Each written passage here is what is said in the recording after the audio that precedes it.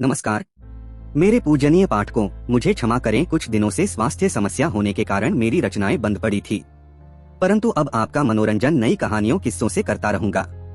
आपके सहयोग की बहुत जरूरत है। तो चलिए शुरू करते हैं एक नई बिल्कुल फ्रेश कहानी, पिशाचों का डेरा। भाग 1।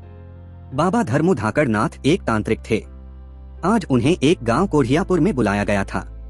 उस गांव के लोग एक भूत से परेशान थे। उस भूत को लात मारवा कहते थे। रात के अंधेरे में जो भी पेट के बल सोया रहता, उसे वो लात मार देता। करीब 1 महीने तक लात खाया हुआ व्यक्ति ना ठीक से चल पाता, ना बैठ पाता, ऊपर से दर्द अलग। शाम हुई, बाबा आए, साथ में उनके 2 चेली भी, ठनकी और सनकी। बाबा पूरे गांव के चक्कर लगाने लगे और उनकी दोनों चेलियां गांव के चौराहे में भूत भगाओ नाच करने लगी। गांव बड़ा था, चलते चलते वे थक गए तो वापस आए।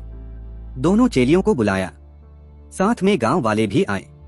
बाबा ने सबको बताया, मेरे डर से वो भूत कहीं दुबक गया है, उसको फांसना होगा, पास बुलाना होगा, तभी उसका इलाज संभव है। आज रात को मैं प्रेत मारक बाण चलाऊंगा, जिसके प्रभाव से उस प्रेत का काम तमाम हो जाएगा। बाबा को सुन एक मीटिंग हुई। गांव के बुद्धिजीवी लोग आगे आए। बाबा से एक बंद कमरे में गुफ्तगू हुई। कुछ देर बाद बंद कमरे का द्वार खुला, बुद्धिजीवी लोग बाहर आए। तत्पश्चात बाबा बुद्धिजीवियों ने ऐलान किया, आज रत जगा होगा, कोई ना सोएगा। थोड़ी देर बाद गांव के बाहर पीपल का पेड़ के नीचे बाबा का आसन लगाया गया। ठनकी और सनकी दोनों होनहार चेलियां थीं। ग्रामीणों से चंदे इकट्ठे करने लगी। रात का दूसरा पहर, बाबा पेट के बल सोए खर्राटे भर रहे थे। गांव वाले मुखिया के घर में इकट्ठे नरसिम्हा महावतार देख रहे थे और बाबा की दोनों चेलियां उगाही कर बैन में चैन से सो रही थीं। रात अचानक गहरी होने लगी। पीपल के पेड़ के पास जलता दिया भी बुझ गया। बाबा ने करवट बदली, चारपाई से आवाज आई, चरचर चरचर। अचानक ठंडी हवाएं चलने लगी। बाबा के दाढ़ियों से ढके गाल पर एक मच्छर बैठा उनका खून चूसने का प्रयास कर रहा था। आखिर बहुत देर बाद वो सफल हुआ।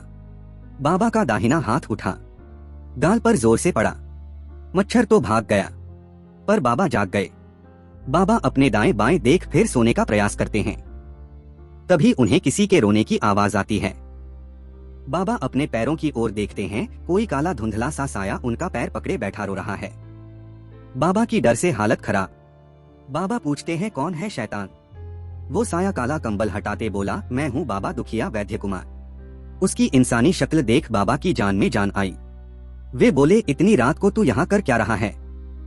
वैद्य रोते रोते बोला, बाबा मुझे माफ कर दो।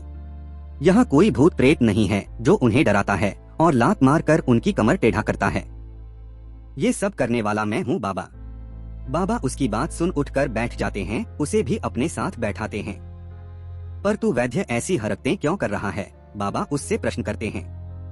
वैद्य उन्हें उत्तर देता है, बाबा आजकल जब से मोदी सरकार आई है, हमारी रोजी रोजगार बंद हो गई है। सभी लोग बीमार होने पर सदर अस्पताल की ओर भागते हैं, जहां 24 घंटे डॉक्टर होते हैं। रात में उल्लू की तरह डॉक्टर बैठा इलाज कर रहा होता है और अंग्रेजी दवा खाकर सब ठीक हो जाते हैं। आप ही बताओ बाबा, हम क्या करें? हम तो भूखों मर जाएंगे ना। इसलिए मैंने ये तरकीब निकाली, कम से कम दर्द नाशक तेल बेचकर मेरा गुजारा हो रहा है। वैद्य की दुख भरी कहानी सुन बाबा इमोशन हो गए। बाबा ने वैद्य को समझाया बुझाया कि इस तरह की हरकत से तुम जेल भी जा सकते हो। वैद्य समझ गया और अपने घर चला गया। सुबह हुई, बाबा अब भी सोए थे। देर रात तक जो जगे थे, सभी ग्रामीण उन्हें घेर खड़े हो गए। ठनकी और सनकी भी बाबा के सिरहाने बैठे थे। अचानक शोर शराबा सुन बाबा की आंखें खुली। वे उठ बैठे और सबको बताने लगे, अब आपका गांव प्रेत मुक्त है, उसे हमने भगा दिया है। और वैद्य को पास बुलाकर उससे कुछ दवा खरीद वैन से अपने आश्रम चले गए। भाग 2। बाबा का आश्रम नैनीताल में स्थित था। बाबा का स्लोगन था, भूत भगाओ, लंगोटी बचाओ। आज सुबह दूर जंगल गांव से कुछ ग्रामीण बाबा के आश्रम पधारे थे। वे बहुत डरे सहमे लग रहे थे। वे बाबा को अपनी समस्या बताने लगे। उनके गांव के जंगलों में पिशाचों का झुंड आया है और जिसका भी खून वे पीते हैं वह पिशाच बन जाता है। बड़े बूढ़े लंगड़े, यहाँ तक कि बच्चों को भी उन्होंने नहीं छोड़ा। बाबा उनकी बात सुन थोड़े असहज हो गए, लेकिन खुद को संभालते हुए जल्द उनके गांव आने का उन्हें आश्वासन दिए। लगभग एक सप्ताह बाद शनिवार का दिन बाबा अपने दोनों चेलियों और साथ में एक नए शिष्य चंपू चंपारण को साथ लिए पिशाचों से ग्रस्त गांव झोंकाटाड़ पहुंचे। बाबा के आने की खबर पर सारे ग्रामीण जुटे। बाबा की टीम ने जांच की, पता चला बहुत से ग्रामीण गायब हैं।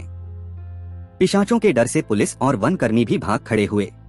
उसी गांव का एक हट्टा कट्टा जवान भोला राम अपने साथियों की मदद से पिशाच बनी अपनी बूढ़ी दादी को पकड़ चारपाई से बांध रखा था। बाबा उसके घर जा उसकी दादी को देख मंत्र फूंकने लगे। दादी बौखलाई, चिल्लाई और गंदी गंदी गालियां देने लगी। दादी की आंखें लाल लाल और दांत बड़े बड़े हो गए थे। शाम हुई, बाबा अपने वैन के पास टेंट लगाए अपने चेले और चेलियों से मीटिंग करते हैं।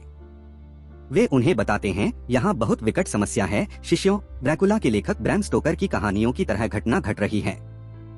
हमें यहाँ नहीं आना चाहिए था, पर अब आ गए हैं तो समस्या का निदान करना होगा। बाबा चंपू चंपारण से कह अपने टेंट और वैन के चारों ओर लहसुन बंधवा देते हैं। ठनकी और सन की गैस चूल्हे में शुद्ध शाकाहार भोजन बना रहे हैं। कुछ देर बाद गांव के सरपंच जीनियस ठाकुर कुछ लोगों के साथ बाबा से विचार विमर्श करते हैं। बाबा और उनकी टीम को बताते हैं, पिशाच बने लोग जंगलों में रहते हैं, रातों को हमले करते हैं और लगभग 20 से 25 दिनों बाद ठीक हो वापस घर आ जाते हैं। बाबा को ये बात सुनकर बहुत अचरज हुआ। वे गहरी सोच में पड़ गए। कुछ देर बाद सरपंच ग्रामीणों के साथ वापस हो लिए। बाबा और उनकी टीम वहीं डिनर कर सो गए।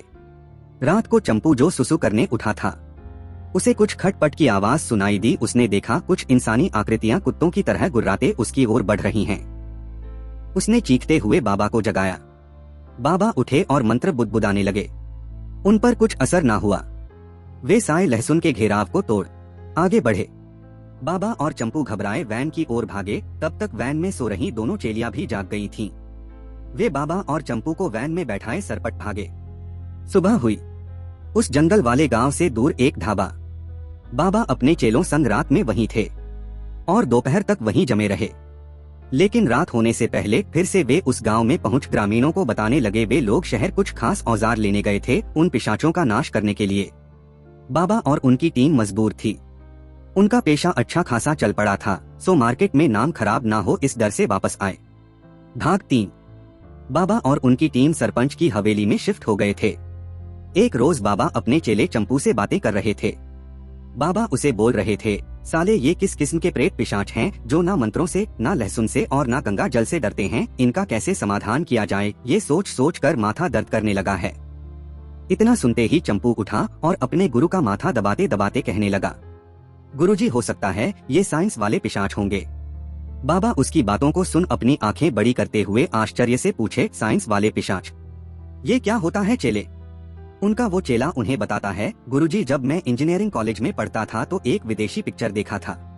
उसमें एक वैज्ञानिक एक वायरस बनाता है जिसके संपर्क में आकर मनुष्य पिशाच बन दूसरे मनुष्य का मांस भक्षण करता है।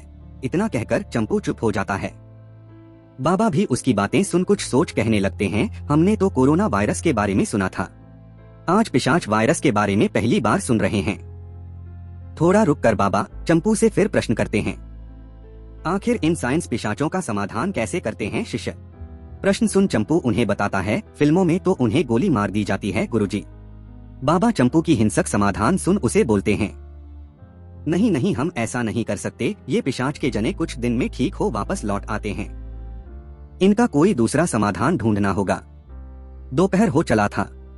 बाबा अपने चेलों संग जांच पड़ताल करने जंगल पहुंचे हुए थे। रात में दिखने वाले पिशाच दिन में भी घूम रहे थे, लेकिन दिन में थोड़े कमजोर थे। जंगल का छानबीन करते करते बाबा अपनी टीम के साथ एक टूटी फूटी पुरानी हवेली के पास पहुंचे। सरपंच ने बताया था ये हवेली अंग्रेजी शासन में बनी थी। वे इस जंगल में आराम फरमाने और शिकार करने आते थे। बाबा ने हवेली की अच्छी तरह जांच परख किया और इस नतीजे पे पहुंचे कि पिशाचों की शुरुआत इसी हवेली से हुई है। जब द्वितीय वर्ल्ड वार चल रहा था तब इस हवेली में अमानवीय प्रयोग किया जा रहा था। उन्होंने एक खतरनाक वायरस बनाया, लेकिन समय के साथ सब खत्म हो गया। लेकिन वहाँ एक अमरूद का पेड़ था, उस पेड़ के फल काले रंग के थे। बाबा ने अमरूद तोड़ चंपू को खिलाया। देखते ही देखते चंपू खतरनाक पिशाच में बदल गया।